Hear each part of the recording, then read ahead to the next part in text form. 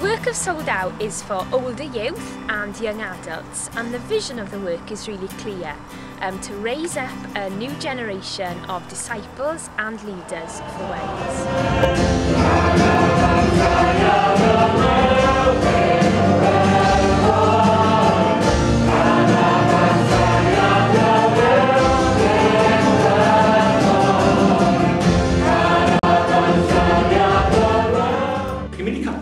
Falle fel fi, pryd ych chi'n 8 blwydd oed, ych chi'n moyn bod yn diacon. You've been in chapel, and like me, you love chapel. Don't understand what's going on, but you love it. When you were 8, you wanted to be a deacon. I was as religious as they came as a child. But I wasn't a Christian. There's a difference. A Christian is someone who's trusted in Christ, who's come to Christ and said, I don't want to pay. And Jesus has paid, and I want to live for him.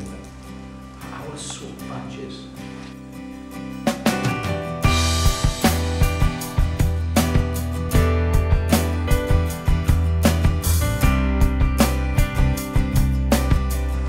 Well, the young people are with us for a whole week, and the week is full of lots of different things. We have times to worship, to listen to God's word.